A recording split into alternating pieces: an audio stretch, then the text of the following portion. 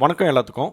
போன வீடியோவில் டிஎன்இஏ 2026ஓட டேட்டாவெல்லாம் எடுத்து அனலைஸ் பண்ணி எவ்வளவு கட் ஆஃப் வந்து 2025 கம்பேர் பண்ணுறப்ப கம்மியாகும் அப்படிங்கிறத பார்த்தோம்.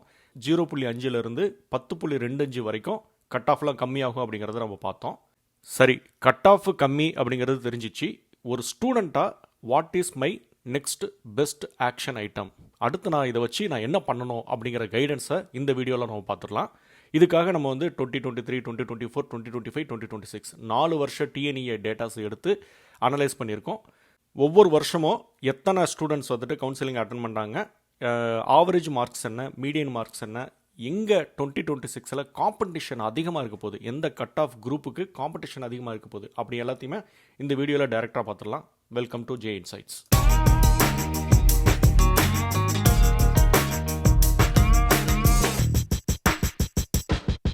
சரி, நம்ம ஏற்கனவே சொன்ன மாதிரி தான் இந்த வீடியோவில் 4 விஷயங்களை நம்ம பார்க்க போகிறோம். ஃபஸ்ட்டு என்ன அப்படின்னா, எது ஹெவியஸ்ட்டு காம்படிஷன் ஜோன், எந்த ரேஞ்ச் மார்க்கில் மாணவர்கள் அதிகமாக இருக்காங்க. ரெண்டாவது, ஒவ்வொரு வருஷம் 2023லேருந்து 2026 வரைக்கும் ஆவரேஜ் மார்க்ஸு எப்படி சேஞ்ச் ஆகிருக்கு. மூணாவது, பெர்சன்டைல் அனாலிசிஸ், அதாவது ஒரு 100% ஆட்கள் அப்படின்னு எடுத்துக்கிட்டிங்கன்னா நீங்கள் ஃபஸ்ட்டு 10% குரூப்பில் இருக்கீங்களா, இல்லாட்டி 25th பெர்சன்டைலில் இருக்கீங்களா, இல்லைன்னா 25லேருந்து 50% அந்த கேட்டகரியில் இருக்கீங்களா அப்படிங்கிறத பார்க்கலாம். நாலாவது, கீ டேக்அவே, அதாவது ஒரு சம் மாதிரி பண்ணி நம்ம அடுத்து என்ன பண்ணணும் அப்படிங்கிறத ஒரு அனாலிசிஸாக பண்ணிடலாம். சரி, இப்போ இந்த ஸ்க்ரீனை பாருங்கள். காம்படிஷன் எப்படி கிளியராக வளர்ந்துட்டு இருக்கு அப்படிங்கிற ஒரு ஐடியா கிடைக்கும். டிஎன்இஏல அப்ளை பண்ணவங்களுடைய இதை வந்து இயர் வாரியாக கொடுத்துருக்கேன். 2023 1,96,744. அதே 2024 வந்து பார்த்தீங்கன்னா 1,97,000.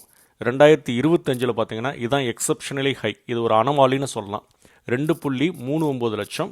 2026 இந்த வருஷத்தில் வந்து 2.34 லட்சம். ஸோ இதுலேருந்து நமக்கு என்ன தெரியுது அப்படின்னா, காம்படிஷன் கூடிக்கிட்டே போயிட்டு இருக்கு. இன்ஜினியரிங் டிகிரிக்கான டிமாண்டு அதிகமாக தான் இருக்குது. ஸோ இந்த வருஷம் காம்படிஷன் இல்லைன்னா நினைக்காதீங்க, காம்படிஷனும் நல்லா ஹெவியாகவே இருக்குது, பட் நாட் லைக் 2025.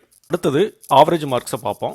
2023 142 தான் ஆவரேஜ் மார்க்கு. 2024 144. 2025 நான் ஏற்கனவே சொன்ன மாதிரி தான், 2025 வந்து ஒரு தனித்துவமான இயர், ஒரு அனமாலின்னு சொல்லலாம்.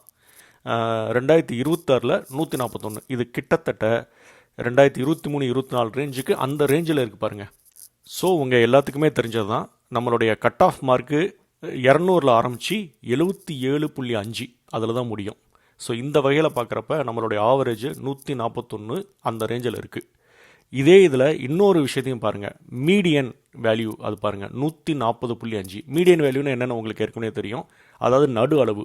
இந்த 200க்கும் 77.5க்கும் நடுவில் ஒரு லைனை போட்டு இந்த பக்கம் 50%, அந்த பக்கம் 50%, அப்படி போட்டோம்னா, அதாவது 140.5 அந்த லெவலில் இந்த பக்கம் 50%, அந்த பக்கம் 50%. இந்த மீனும் மீடியனும் கிட்டத்தட்ட ஈக்குவல் கிடையாது, ஜஸ்ட் நெருங்கி இருக்கிறதுனால இது ஒரு அழகாக ஒரு பெல் கர்வ் மாதிரி ஃபார்ம் ஆயிருக்கு. அதாவது ஸ்டூடெண்ட்டோட மார்க் டிஸ்ட்ரிபியூஷன் ஒரு அழகாக பெல் கர்வ் மாதிரி ஃபார்ம் ஆயிருக்கு. அது அடுத்த ஸ்லைடில் பார்க்கலாம். இந்த கிராஃபை கவனமாக பாருங்கள். 2026 அதிகமான மாணவர்கள் 100லேருந்து 150 மார்க்ஸ் அந்த ரேஞ்சில் தான் இருக்காங்க. அதுலேயும் ரொம்பவே பர்டிகுலராக 130லேருந்து 150 இதுதான் ரொம்பவே அதிகமான காம்படிஷன் ஜோன். இதனுடைய அர்த்தம் என்ன அப்படின்னா, இந்த ரேஞ்சில் இருக்கும் மாணவர்களுக்கு வெறும் 0.5லேருந்து 1 மார்க் வித்தியாசம் கூட ஆயிரக்கணக்கான ரேங்க் டிஃப்ரென்ஸை உருவாக்கும். அதனால தான் இந்த ரேஞ்சில் இருக்கிற மாணவர்கள் ரொம்ப கேர்ஃபுல்லாக சாய்ஸ் ஃபில்லிங் பண்ணணும். நான் ஜஸ்ட்டு கொஞ்ச நேரத்துக்கு முன்னாடி சொன்னேன் இல்லையா, ஆவரேஜும் மீடியனும் கிட்டத்தட்ட சேமாக இருக்கிறதுனால நல்ல பெல் கர்வ் மாதிரி வந்திருக்கு பாருங்கள். இந்த ரெட் கலர் கர்வை பாருங்கள், நல்லா அழகாக பெல் கர்வ் மாதிரி வந்திருக்கு. அப்படின்னா அழகாக சீராக டிஸ்ட்ரிபியூட் ஆகிருக்கு. ஆனால் 2025 வந்து பார்த்திங்கன்னா அதிகமான மார்க் எடுத்தவர்கள்லாம் வந்து ரொம்ப அதிகமாக இருக்காங்க, கம்மியான மார்க் எடுத்தவர்கள் ரொம்ப குறைவாக இருக்காங்க. இதை இன்னும் எளிமையாக விளக்குறதுக்கு முயற்சி பண்ணுறேன். 100லேருந்து 120 வரைக்கும் சுமார் 44,000 ஸ்டூடெண்ட்ஸ் இருக்காங்க. 120லேருந்து 150 வரைக்கும் 57,000 மாணவர்கள் இருக்காங்க. அதாவது 1 லட்சத்துக்கு மேற்பட்ட மாணவர்கள் 100லேருந்து 150 ரேஞ்சுக்குள்ளே இருக்காங்க. இதுதான் இந்த வருடத்தின் முக்கியமான காம்படிஷன் ஜோன்.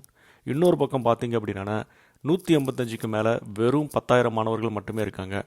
அதனால் 185க்கு மேலே இருக்கிற மாணவர்களுக்கு நிறைய விருப்பப்பட்ட காலேஜ் கிடைக்கிறதுக்கான சான்சஸ் ரொம்ப ஈஸியாகவே இருக்குது. இப்போ இந்த டேபிளை ஒரு ஸ்க்ரீன்ஷாட் எடுத்து வச்சுக்கோங்க. இது உங்களுக்கு ரொம்ப பயனுள்ள டேபிள். உங்கள் மார்க்ஸ் இதில் எங்கே வருதுன்னு பாருங்கள்.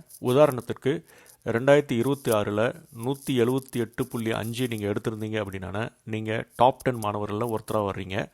162.5 எடுத்திருந்தீங்க அப்படின்னா டாப் 25% வர்றீங்க. அதாவது மேலே இருக்கிற 25% மாணவர்களில் நீங்களும் ஒருத்தர். மிகவும் சுவாரஸ்யமான விஷயம் இதில் என்ன அப்படின்னு பார்த்தீங்கன்னா 2025 இதே டாப் 25 வந்தவங்க பார்த்தீங்கன்னா 171 மார்க் தேவைப்பட்டுச்சு. ஆனால் இந்த வருஷம் 162 இருந்தாலே போதும். அதனால் 2026 162.5 போதுமானதாக இருக்கிறது. இதனால் கடந்த வருஷத்தை விட இந்த வருஷம் கட் ஆஃப் நல்லாவே கம்மியாயிருக்கு. இப்போ 2025 2026 இந்த 2 வருஷத்தையும் நேராக கம்பேர் பண்ணிடுவோம். 2025 அதிகமான மாணவர்கள் 2,39,000 பேர் இருந்தாங்க.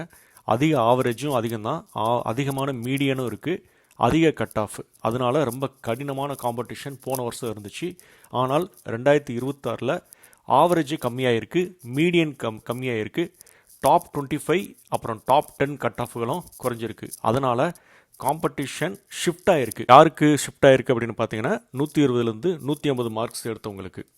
ஸோ இப்போ கீ டேக்அவேஸ் என்ன அப்படின்னு பார்த்துடலாம். 2026 கட் ஆஃப் கம்மி அப்படிங்கிறது எல்லாத்துக்குமே தெரியும். ஸோ அதனால் நம்ம ரிலாக்ஸாக இருந்தக்கூடாது. நம்மளோட சாய்ஸ் ஃபில்லிங்கை ரொம்ப கேர்ஃபுல்லாக போடணும்.